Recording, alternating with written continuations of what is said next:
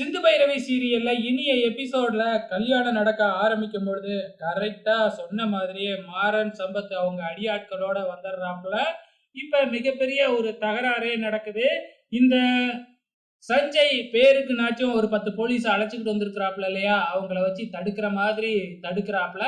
ஆனா அவங்க நிறைய பேர் இருக்கிறதுனால பாத்தீங்கன்னா சண்டை பெருசாகி கைகலப்பாகி ஒருத்தருக்கு ஒருத்தர் மாத்தி மாத்தி அடிச்சுக்கிட்டு இருக்கிறாங்க. அந்த நேரம் சஞ்சய் செட் பண்ண அந்த ரவுடி கத்தியோட வராப்புல. நம்ம சஞ்சயும் கை காமிச்சு விடுறாப்புல. அப்படியே நேரா போயிட்டு ஆறுமுகத்தோட வகுத்துலயே கத்தியால குத்திடலாம் அப்படின்னு போய் குத்த போறப்ப கரெக்டா சிவா பிடிச்சிடுறாப்புல. இதுக்கப்புறம் என்ன அடிய போட்டு தாக்கு தாக்குன்னு தாக்குறாங்க. ஸோ இவ்வளோ தூரத்துக்கு வந்துட்டீங்களா, இதுவும் மாறனோட ஆள் தான் அப்படின்னு நினைச்சுக்கிட்டு நம்ம பைரவியோட அப்பா ஊர்ல இருந்து நிறைய பேர்த்த கூட்டிக்கிட்டு வந்திருக்காப்லையாட்டுக்கு இதுக்கோசரம்.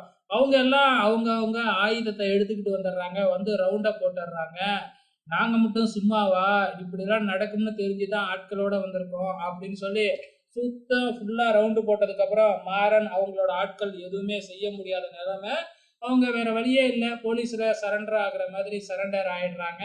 இருந்தாலும் போகும்பொழுது இப்ப கல்யாணம் நடந்தாலும் நாங்க மாப்பிள்ளையை அப்புறமா வெட்டுவோம் அப்படிங்கிற மாதிரி சொல்லிக்கிட்டு இருக்கிறாப்புல. ஸோ என்ன நடக்க போகுது அப்கமிங்ல அப்படின்னு தெரியல. இந்த பக்கம் பிரச்சனை ஒரு வழியா முடிஞ்சிச்சு அப்படின்னு பார்த்தா இந்த இசைக்கு அவங்களோட ஆட்களை வர வச்சு மாப்பிள்ளை ரூம்ல போயிட்டு மாப்பிள்ளைய கிட்னாப் பண்ண வைக்கிறாப்புல. அதே மாதிரி அவங்களும் மாப்பிள்ளை ரூம்ல போய் மாப்பிள்ளைக்கு ஸ்ப்ரே அடிச்சு கிட்னாப் பண்றாங்க. இதோட இன்னி எபிசோடு முடிஞ்சிடுச்சு. வெயிட் பண்ணி பார்க்கலாம் அடுத்த வாரம் என்ன நடக்க போகுதுன்னு.